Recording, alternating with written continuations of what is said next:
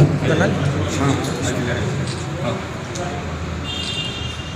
है, बोलते हैं। सभी पत्रकार बंधु ध्यान दें, अपने मुखारबिंद से बोलने जा रहे हैं आप लोग।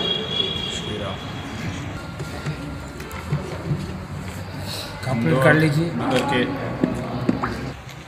श्री शंकराचार्य मठ में आप सबका स्वागत है। आप लोगों को जानकारी हो सकती है कि वेदों से लेकर पुराणों, स्मृतियों और हमारे धर्मशास्त्रों में सर्वत्र गौ हत्या को और उसका बहुत बड़ा कुफल भोगना पड़ता है। मुझे शंकराचार्य जी, सबसे पहले तो इस आंदोलन को आप संक्षिप्त में ये बताएं कि आंदोलन क्या है और इस आंदोलन का उद्देश्य क्या रहेगा। देखिए, हम हिंदू हैं, सनातन धर्मी हैं और इस बात को मानते हैं कि हमारे किए गए कार्य पाप या पुण्य के रूप में परिणत होते हैं। अगर हम अच्छा कार्य करते हैं, शुभ कार्य करते हैं तो उससे पुण्य बनता है, और अगर हम बुरा कार्य करते हैं, अशुभ कार्य करते हैं तो उससे पाप बनता है, और उसका फल हमको भोगना पड़ता है, पाप का भी और पुण्य का भी।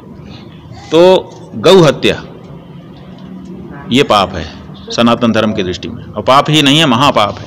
इससे बढ़कर के दूसरा पाप नहीं बताया गया। तो गौ हत्या को पाप मानने वाले, महापाप मानने वाले देश में, जिसमें 100 करोड़ से ज़्यादा सनातन धर्मी हिंदू रहते हैं, उसमें गौ हत्या धड़ल्ले से हो रही है। और ये आज से नहीं हो रही है, आज़ादी के पहले से ही हो रही है, और तब से ही मांग हो रही है। बार बार इसके लिए आंदोलन होता है, बार बार चीज़ें होती हैं, लेकिन सरकारें पैसे के लोभ में या जाने कौन सी कारणों से, वो तो वही बता सकती हैं कि उनके क्या कारण हैं, लेकिन आज तक बहुसंख्य हिंदुओं की इस भावना को उन्होंने नहीं समझा है और गौ हत्या बंदी का कानून पास नहीं किया है। 1966 में जब बहुत बड़ा आंदोलन हुआ था, भारत की संसद को सनातन धर्मियों ने, गौ भक्तों ने घेर लिया था, तब उनके ऊपर गोली चला दी गई थी, और गोली चला करके आंदोलन को छिन्न भिन्न करने की कोशिश की गई थी। बाद में पुरी के तत्कालीन जगत गुरु शंकराचार्य स्वामी निरंजन देव तीर्थ जी महाराज ने 72 दिन का अनशन किया था। उसके बाद इंदिरा गांधी ने ये कहा था कि हम इसको राज्यों को सौंप रहे हैं, हम केंद्रीय कानून नहीं बना रहे हैं, राज्यों के ऊपर छोड़ रहे हैं।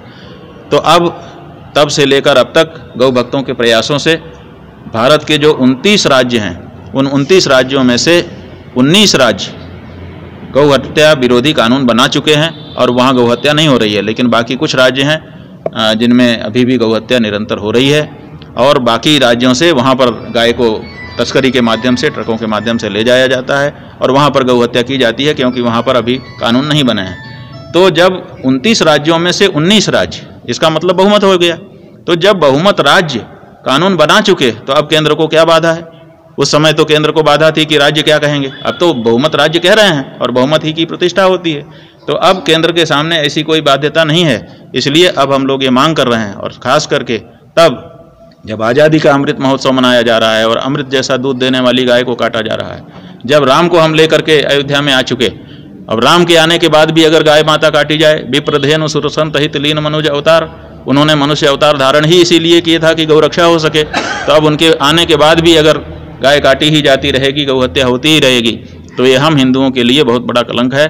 बहुत दिनों से माथे पर लगा है, इसको धो करके साफ होना हम चाहते हैं, लेकिन सरकारें ध्यान नहीं दे रही हैं। इसलिए अब हिंदुओं ने, गौ भक्तों ने, संतों ने, और जो भी इस बारे में भावना रखते हैं, उन सब ने ये तय किया है कि अब किसी भी दशा में गौ हत्या निरोधी कानून केंद्र से पास करवाना है और गौ माता को राष्ट्रमाता के रूप में एक सम्मान देना है। तो ये आंदोलन चल रहा है। ये आंदोलन के अंतर्गत ही 6 फरवरी को प्रयाग में एक गौ संसद हुई थी, जिसमें बहुत सारे बिंदु पास किए गए थे, और आज भीष्माष्टमी तक का समय, 17 फरवरी तक का समय केंद्र सरकार को दिया गया था कि इस बीच कुछ करिए, लेकिन उन्होंने अभी तक कुछ नहीं किया है। इसलिए अखिल भारतीय स्तर पर इस आंदोलन को फिर से आगे बढ़ाने के लिए आज से हम घोषणा कर रहे हैं। ये कह रहे हैं कि जहाँ जहाँ जो गौ भक्त है, अपने ढंग से जो कार्यक्रम हमने घोषित किए हैं वो सब आपको बताए जाएंगे। जो गौ संसद में 21 बिंदु पारित किए गए हैं वो भी घर घर तक भेजने का प्रयास किया जाएगा। है कि आप कुछ और तरीके से कुछ कर सकते हैं तो अपने अपने स्तर पर आप करिए। बस केवल इतना ध्यान रखना है कि कोई गैर कानूनी काम नहीं करना है, हिंसा का सहारा नहीं लेना है और हिंसक नहीं बनना है। अपने आंदोलन को शांतिपूर्ण ढंग से लेकिन बड़ी दृढ़ता के साथ अब खड़ा करने की आवश्यकता है। और हम लोगों ने ये कह दिया है कि जब तक ये चुनाव हो रहा है तब तक हम अपने ढंग से कार्यक्रम आगे बढ़ाते रहेंगे।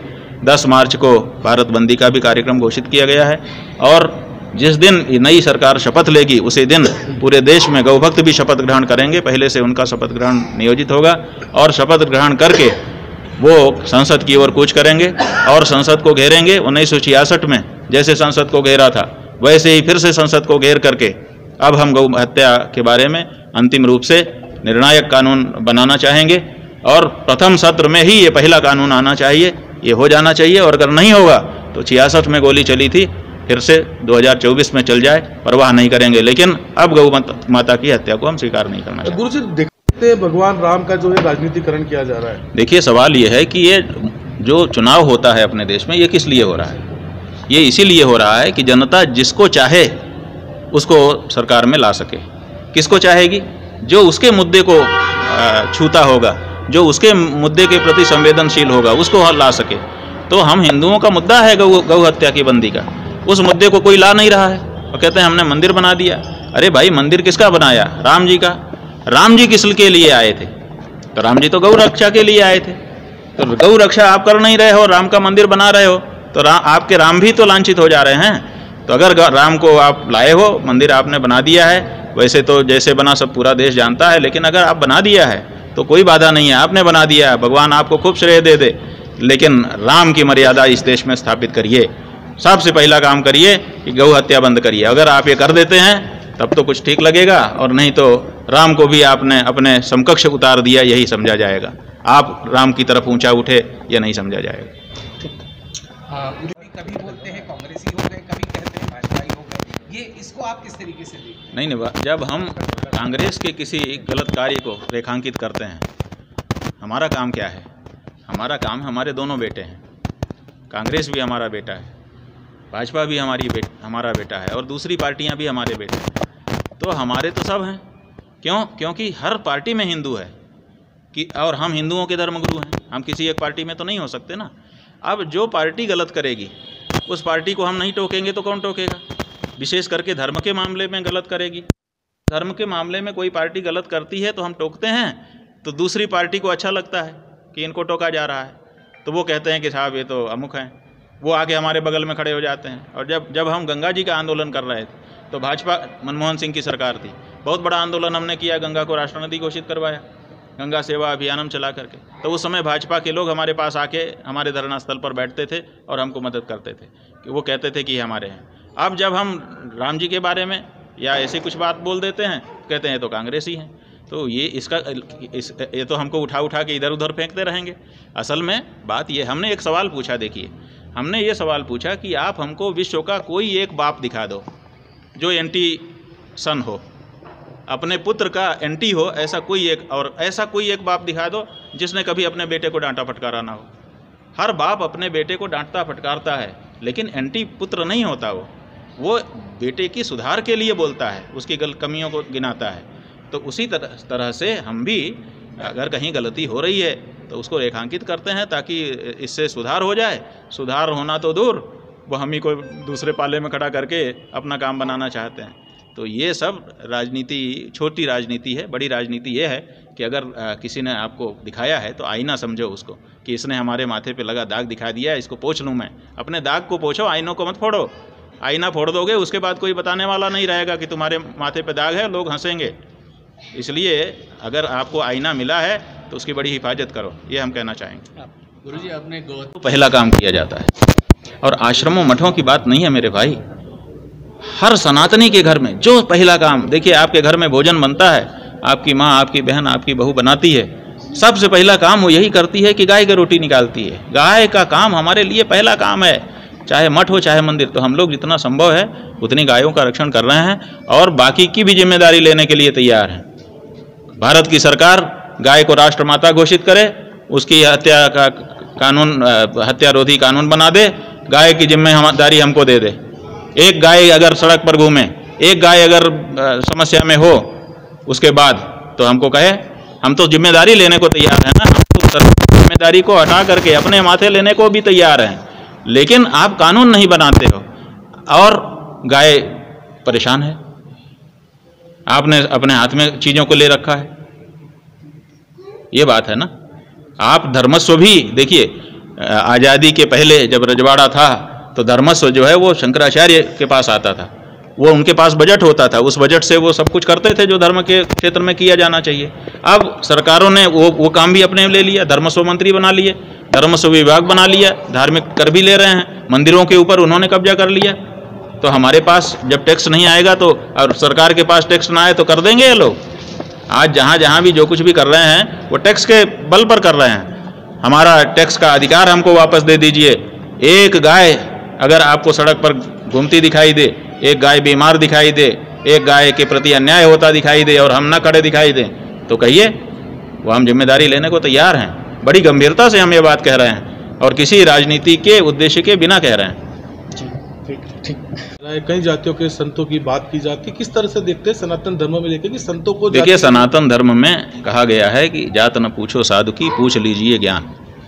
तो संतों का संग हम इसके लिए नहीं करते कि ये कौन सी जाति के हैं। जाति हम तब पूछते हैं जब हमको कुछ लोक व्यवहार करना होता है, विवाह आदि, क्योंकि एक तरह के संस्कार एक जाति में होते हैं तो वहाँ पर हम जरूर पूछते हैं कि भाई आप क्या जाति है क्या नहीं है। लेकिन ज्ञान पूछने के लिए जाति की क्या आवश्यकता है? तो ये जाति वाली जो बात उठाई गई है, ये जाति वाली बात इसलिए उठाई गई है कि कुछ लोगों को जाति आधारित राजनीति करना है। तो जाति आधारित राजनीति करने के लिए वो जाति की बात उठाते रहते हैं और जाति की जनगणना की भी बात करते हैं, जाति का प्रमाण पत्र की भी बात करते हैं और उसी के आधार पर एक राजनीति अपनी चमकाना चाहते हैं और इसके पीछे कोई उद्देश्य नहीं है। जातियाँ जो हैं वो पवित्रता को अपने अंदर रख करके, अगर हमारे समूह का कोई व्यक्ति गलत आचरण करने वाला हो तो उसको हम जाति से बहिष्कृत करके उसको हतोत्साहित करें ताकि वो फिर से सही रास्ते पर आ जाए, इसके लिए बनाई गई हैं। उनका एक परम उद्देश्य था, उसके कारण लोग डरते थे कि अगर हम गड़बड़ काम करेंगे तो हमको बहिष्कार हो जाएगा, तो लोग गलत काम करने से डरते थे। उसके लिए बनाई गई थी, इसके लिए थोड़े बनाई गई थी कि किसी की अवहेलना करो, किसी को उपेक्षा करो, किसी को छोटा कहो, किसी को बड़ा कहो। ये सब उसका दुरुपयोग है जाति का। जाति का जो सदुपयोग है उसको करिए तो जाति स्वीकार है, अन्यथा दुरुपयोग करने का हक किसी को नहीं। लोकसभा चुनाव